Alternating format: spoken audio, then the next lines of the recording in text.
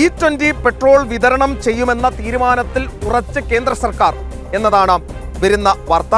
തീരുമാനം ജനദ്രോഹപരമെന്ന് ഇടതുപക്ഷം ആരോപിക്കുന്നുണ്ട്.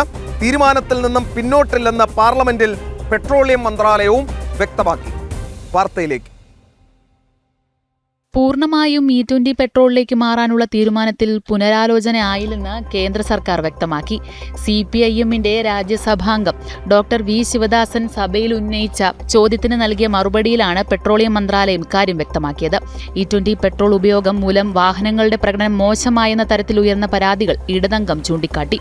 എന്നാൽ കേന്ദ്ര സർക്കാർ ഇക്കാര്യത്തിൽ പിന്നോട്ടില്ലെന്ന നിലപാട് വ്യക്തമാക്കി. സമൂഹമാധ്യമങ്ങളിൽ ഉയർന്ന റിപ്പോർട്ടുകൾ പരിശോധിക്കുകയാണെന്നും എന്നാൽ വലിയ നിലയിലുള്ള പ്രശ്നങ്ങളില്ലെന്നുമാണ് കേന്ദ്ര സർക്കാർ പരാതികളെ സംബന്ധിച്ച് വിശദീകരിച്ചത്. 2025-26 സാമ്പത്തിക വർഷത്തിൽ 2.84 കോടി വാഹനങ്ങൾ സർവീസ് ചെയ്ത ഒരു പ്രമുഖ വാഹന നിർമ്മാതാവിന്റെ വിവരങ്ങളെ കൂടി ഉദ്ധരിച്ചാണ് കേന്ദ്ര സർക്കാർ ഇക്കാര്യത്തിൽ മറുപടി നൽകിയിരിക്കുന്നത്. അതോടൊപ്പം E20 പെട്രോൾ ഉപയോഗം സംബന്ധിച്ച് വ്യാപകമായ പരാതികളൊന്നും സ്ഥിരീകരിക്കപ്പെട്ടില്ലെന്ന കാര്യവും കേന്ദ്ര സർക്കാർ വ്യക്തമാക്കി. EO വിഭാഗത്തിൽപ്പെട്ട ഇന്ധന വിതരണം തുടരുമോ എന്ന ചോദ്യത്തിന് ലോജിസ്റ്റിക്സ്, സംഭരണ ചെലവുകൾ വർദ്ധിക്കുന്നതിനാൽ E20 ഇന്ധനമല്ലാതെ മറ്റുള്ളവയുടെ വിതരണം തുടരില്ലെന്നും സർക്കാർ മറുപടി നൽകി. ജനം, ഡൽഹി.